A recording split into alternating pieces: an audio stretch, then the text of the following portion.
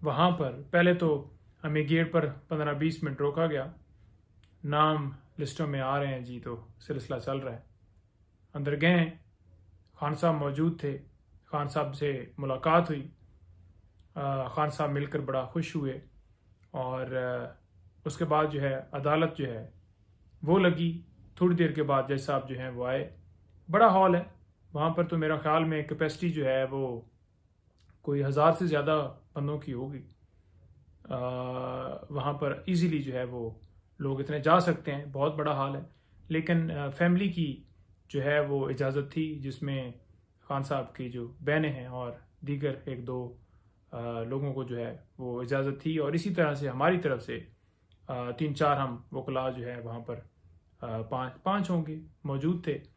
और समाअत शुरू हुई।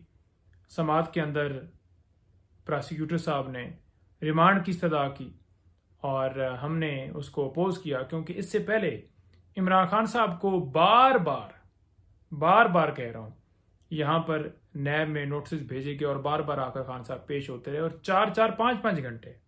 और ये सिलसिला सिर्फ खान साहब की हद तक नहीं, उनकी अहले खाना साबका खातून अव्वल बुशरा बीबी साहबा के, उनको भी नोटिस भेजे जाते थे और उन्होंने भी आकर यहाँ पर 2-2, 3-3 घंटे सवालात के जवाब दिए। तमाम डॉक्यूमेंट्स उनके पास मौजूद हैं, उसके बावजूद वही डॉक्यूमेंट्स मांगे जाते हैं, वही सेम सवाल किए जाते हैं। इससे पहले 9 मई को जब इमरान खान साहब को इस्लामाबाद हाई कोर्ट से अगवा किया गया था, उस दिन भी खान साहब से जो है जब उन्होंने रिमांड लिया था तो तमाम सवालात पूछे थे।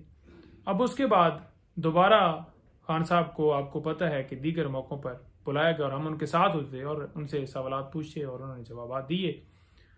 और इससे पहले ये जो समाअत थी, इससे पहले खान साहब की तफ्तीश के हवाले से अदालत ने इजाज़त दी थी और नैब जो टीम है उन्होंने जाकर सवालात किए, 2-2 घंटे सवालात किए।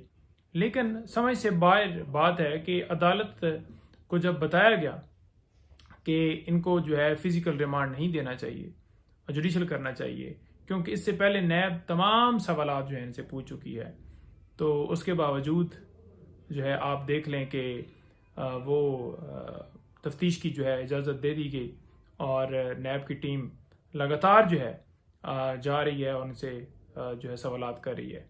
तो मेरा सिर्फ कहने का मकसद ये है कि जब किसी शख्स से आप कोई सवाल करते हैं, एक सवाल करते हैं, 2 दफ़ा करते हैं वही सवाल, 3 दफ़ा करते हैं, तो क्या उससे सेटिस्फेक्शन नहीं हो रही? जब जवाबात तमाम सवालात के बार बार दे दिए हैं, तो फिर किस बात की जो है तफ्तीश आपने करनी है? अदालत की मर्जी थी, अदालत ने इजाज़त दी। बेसिकली थोड़ा सा ऐड कर देता हूँ, डिटेल बाद में बताऊंगा कि ये जो अलकादर ट्रस्ट केस है, इसके अंदर इमरान खान साहब ने 1 रुपए का बेनिफिट ना लिया है, ना कोई एग्रीमेंट के अंदर वो शर्त थी कि वो किसी तरह से या उनकी मिसेज जो हैं वो किसी तरह से बेनिफिट ले सकेंगी। अजीब अजीब सवालात किए गए उनसे, बीबी साहिबा से, कि आप जो है वो तनख्वाह क्या लेती थी, क्या वहाँ पर एज ए टीचर थी, इस तरह के सवाल। तो ये दोनों जो हैं ट्रस्टी हैं, इनका कोई जो है उस ट्रस्ट के अंदर जो है ये बेनिफिशरी नहीं है। तो ना झूठी, जैसे आपको पता है कि इससे पहले भी बेशुमार केसेस खान साहब के ऊपर, बीबी साहब और उनकी बहनों के ऊपर, सबके ऊपर, पार्टी वर्कर्स के ऊपर, लीडरान के ऊपर, सबके ऊपर दर्ज किए गए। तो इसी तरह की ये भी एक उस केस की एक कड़ी है, क्योंकि साइफर केस की जो है वो उसका ट्रायल चल रहा है और ये जमानतें ही बड़े एक भोंडे तरीके से जो है वो इंफ्रास्ट्रक्चर करवाई गई कि नैब ने बार बार जाके कहा कि जिस कानून के मुताबिक 10 दिन का टाइम है क्रिमिनल रिवीजन का, और जब 3 तारीखें इन्हीं बहानों से ली गई और अदालत ने लॉ मिनिस्ट्री से कानून जो है वो मंगवाया, करंट ऑर्डिनेंस मंगवाया, तो वाजह हो गया जी कि लिमिटेशन का तो कोई मामला नहीं। अदालत को नजर आ गया, उसके बावजूद न जाने क्यों बेल्स जो है खारिज कर दी गई। इससे पहले जो बेल्स खारिज हुई थी, सॉरी रिवीजन खारिज की, इससे पहले जो बिल्स खारिज हुई थी नीचे से, वो इस बुनियाद के ऊपर हुई थी कि खान साहब अदालत में पेश नहीं हुए। हालांकि अदालत ने हुक्म देना था, सिक्योरिटी के इंतजाम सरकार ने करने थे और अदालत में पेश करना था, लेकिन ऐसा नहीं किया गया और इस बुनियाद के ऊपर कि अदम हाजिरी के ऊपर खारिज की गई। बदनीति सिर्फ ये थी कि जनाब इमरान खान साहब एक केस से रिलीज हों, बेल हो उनकी, तो दूसरे केस में गिरफ्तार कर लिया जाए। और ये हुआ कि ऊपर 1 महीने से भी ज़्यादा टाइम लगा उन रिविजन्स के ऊपर फैसला होते होते। तो जब उन रिविजन्स के ऊपर जो है फैसला होते होते 1 महीने से ज़्यादा टाइम लगा और बहाने बनाए गए और बहाने नज़र भी आ गए, और सिर्फ वजह ये थी कि वो किसी तरीके से लंबा करें और गिरफ्तारी डालें, और वो नज़र भी आ गया। तो फिर ये जो है जो दोनों दरखास्तें थी वो एक्सेप्ट होनी चाहिए थी और उनकी बेल्स बहाल होनी चाहिए थी, और अदालत जो है वो नीचे बेल्स के लिए ऑर्डर करती और मेरिट के ऊपर ये डिसाइड होती। तो ऐसा नहीं हुआ।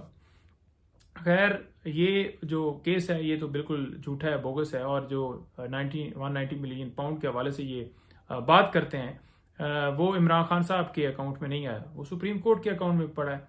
पूरी दुनिया को पता है, उसके बावजूद कोई ना कोई ऐसा केस बनाते हैं सिर्फ ये मीडिया ट्रायल करने के लिए, सिर्फ और सिर्फ लोगों के अंदर एक वो खराब करने के लिए कि उनके ऊपर ऐसी तोहमतें लगाई जाएं कि उनकी रिप्यूट खराब हो। उससे फर्क नहीं पड़ता, क्योंकि दुनिया जानती है कि ये सारे केसेस झूठे हैं। इमरान खान साहब ने पूरी जिंदगी में रूल ऑफ लॉ के लिए ये फाइट की है, और 1 रुपए की करप्शन सारी जिंदगी में ना उसने की है, ना कोई उसका सबूत है। बस केस दर्ज कर दिए जाएं, और फिर दर्ज करने वाले भी खुद हों, गवाह भी जबरदस्ती लाए जाएं, और फिर फैसले भी मर्जी से दिए जाएं, तो फिर ये तो नहीं कहा जा सकता ना कि वो केस जेन्युइन है। केस बिल्कुल तमाम केसेस जो हैं वो झूठे हैं, उनका कोई हकीकत से तल्लुक नहीं है।